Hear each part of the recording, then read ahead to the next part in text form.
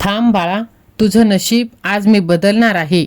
शांत राहून लोकांवर कंट्रोल कसं मिळवायचा हेच मी तुला सांगणार आहे. हेच तुझं खरं बळ आहे. प्रतिक्रिया तू देऊ नकोस. पैसा आधी डोक्यात येतो आणि मग खिशात. बाळा, जे सोडत नाहीस तू ते तुला तोडत आहे, म्हणून सोडून देण्याचं शिक. परिणाम नाही, प्रतिक्रिया महत्त्वाची आहे बाळा. होय माझ्या लेकरा, कितीही लोकांनी नाव ठेवलं तरी कोणावरही अवलंबून तू राहू नकोस. स्वतःच्या बळावर जगायला शिक, कारण कोणीही कायम साथ देत नाही. याचा अर्थ असा नाही की या जगात चांगले माणसे नाहीत, पण बाळा, प्रत्येक वळणावर, प्रत्येक परिस्थितीत कोणीतरी नक्कीच आपल्या सोबत असणारच. अशी अपेक्षा ठेवणं म्हणजे स्वतःला कमकुवत बनवणं आहे. म्हणून बाळा, आधार माणसावर नाही तर स्वतःच्या आतल्या ताकदीवर ठेवायला शिक. आणि आपला भगवंत आहेच ना आपल्या पाठीशी, आपल्याला आधार द्यायला, आपल्याला संकट काळातून पुढे सारायला. जर विश्वास असेल तर लव यू गॉड असे टाईप कर आणि ह्या भक्तिमय चॅनलला सबस्क्राईब कर. स्वामी माऊलींचं एक वाक्य कायम तू लक्षात ठेव: भिवू नकोस, मी तुझ्या पाठीशी आहे. जर साक्षात हे ब्रह्मांड नायकाची शक्ती आपल्या पाठीशी आहे, तर मग हे माणसाची शक्ती आपल्याला हवीत कशाला? कारण आयुष्यात लोक तोपर्यंतच सोबत असतात जोपर्यंत सगळं काही नीट चाललेलं असतं. परिस्थिती चांगली असते, चेहऱ्यावर हास्य असतं आणि फायदा दिसत असतो. बाळा, नाती सोपी वाटतात, पण खरी परीक्षा मात्र अडचणीच्या काळात येते. दोन कठीण प्रसंग आले की बहुतेक लोक गप्प दूर निघून जातात. कारण प्रत्येक जण वाईट नसतो, पण स्वतःची जबाबदारी, भीती आणि सोयीमुळे लोक मागे हटतात. म्हणूनच अशा वेळी माणूस म्हणून सर्वात जास्त एकटेपणा आपल्याला अनुभवायला मिळतो. गरज पडल्यावर आम्ही आहोत, काळजी करू नका असे म्हणणारे लोक आता दिसेनासे होत आहे बाळा. म्हणून बाळा, बोलणं खूप सोपं असतं, पण निभावणं फार कठीण. म्हणून अशा शब्दांवर नाही तर कृतींवर विश्वास ठेवायला शिक. कोणत्याही एका माणसाला आपल्या आयुष्याची बैसाखी तू बनवू नकोस. ती बैसाखी तुटली तर चालणंच कठीण होऊन जातं. बाळा, तुझं सुख, तुझं धैर्य, तुझा निर्णय एका व्यक्तीवर अवलंबून जर असेल आणि ती व्यक्ती जर तुझ्या आयुष्यातून दूर निघून गेली तर तू पूर्णपणे कोसळून जातोस, कोलमडून जातोस.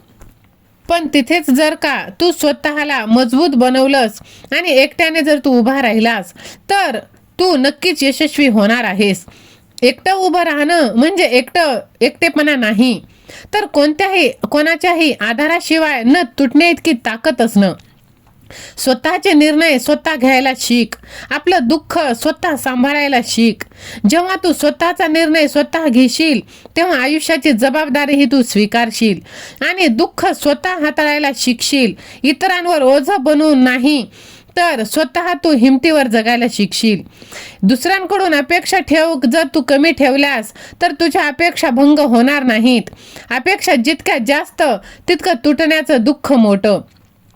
कमी अपेक्षा ठेवलंस तर मन मजबूत राहील आणि अंतःकरण तुझं शांत राहील आणि तू आनंदी राहशील. एकटेपणा ही कमजोरी नाही बाळा, पण इतरांवर पूर्णपणे अवलंबून राहणं ही सुद्धा एक कमजोरीच आहे. म्हणून एकटेपणा तुला विचार करायला, वाढायला आणि स्वतः ओळखायला शिकवतो. पण अति अवलंबित्व तुझी ताकद हिरावून घेईल. जो स्वतःच्या बळावर चालायला शिकतो त्याला कोणी सोडूनही गेलं तरी फारसा फरक पडत नाही. तो दुःखी होऊ शकतो पण कधीच विखुरला जात नाही, कारण त्याचा आधार बाहेर नाही तर त्याच्या आत तो स्वतः असतो. म्हणून बाळा, तू स्वाभिमानी बन, आत्मनिर्भर बन. हीच आयुष्याची तुझी खरी ताकद आहे. आत्मनिर्भर माणूस एकटा नसतो तर तो मजबूर नसतो. हीच खरी स्वातंत्र्याची व्याख्या आहे बाळा. हीच ती खरी शक्ती आहे. स्वतःवर विश्वास ठेव. स्वतःवर विश्वास ठेवणं ही सर्वात मोठी शक्ती आणि साधन आहे. जर कोणी तुझ्यासोबत नसेल तर उद्या तू स्वतःच तुझा आधार बनू शकशील. आयुष्य आपल्याला एकटं पाडत नाही तर मजबूत बनवण्यासाठी थोडं दूर नेत असतं. प्रत्येक वेदना तुला आतून घडवत आहे बाळा. जो स्वतःशी निष्ठावान असतो तो कधीच पूर्णपणे हारत नाही, कारण त्याचं मन त्याचं घर असतं.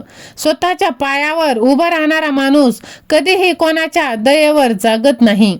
तोच खऱ्या अर्थानं श्रीमंत असतो. होय बाळा, म्हणून तू स्वतःवरती विश्वास ठेव. जर तुझा स्वतःवरती विश्वास असेल तर तुला कोणीच तोडू शकणार नाही. आणि बघ, बोलून विचारात पडण्यापेक्षा विचार करून बोलणं कधीही चांगलं आहे. मौन सर्वार्थ साधन आहे, म्हणून तू मौन धारण कर. मौन धारण म्हणजे एकदम गप्प बसणे असं नाही, पण कोणत्या वेळेला काय बोलायचं आणि कोठे बोलायचं हे समजणं सुद्धा मौनच आहे.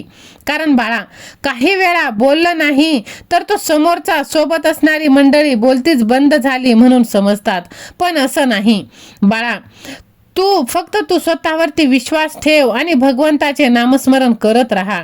कारण प्रत्येक वेळेस बोलणंच हे उत्तर नसतं, पण काही वेळेला आपण आपली लपवलेली ताकद सुद्धा ओळखायला पाहिजे आणि ते लपवलेली ताकद आपण अवलंबायला सुद्धा पाहिजे.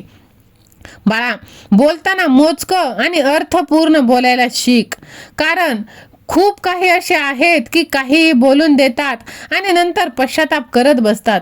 त्यामुळे तुझं वापर कोणी करणार नाही ह्याची काळजी घे. कारण बाळा, ह्या जगात सगळेच लोक असे आहेत की ते फक्त डोक्याने चालणारी आहेत आणि तुझा वापर कोणी करता कामा नये.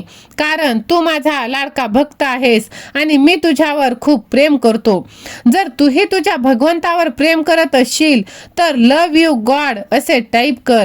कारण बाळा, ह्या जगात कोणीच कायमचं नसतं आणि तुझा माझ्यावर विश्वास आहे तर मग तुला टेन्शन घेण्याचं काहीच कारण नाही.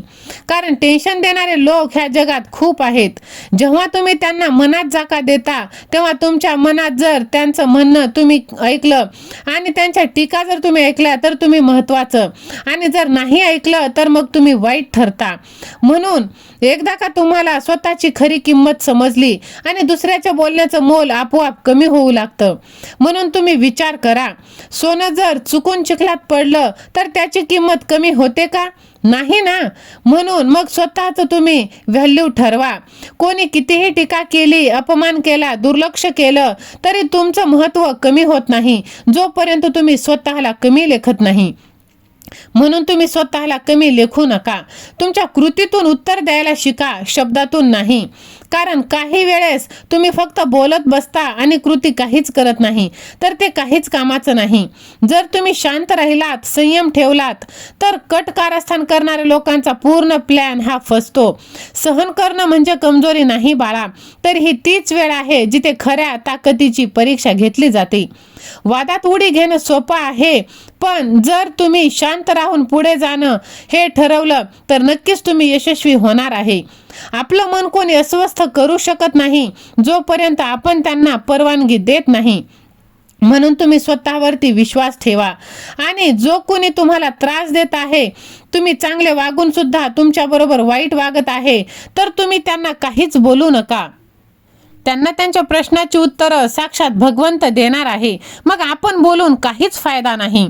जर सहमत असशील तर हा व्हिडिओ तू 2 जणांना शेअर कर आणि कमेंट बॉक्समध्ये होय स्वामी आई मी तुझंच बाळ आहे असे टाईप कर. दिगंबरा दिगंबरा, श्रीपाद वल्लभ दिगंबरा. श्री स्वामी समर्थ. धन्यवाद.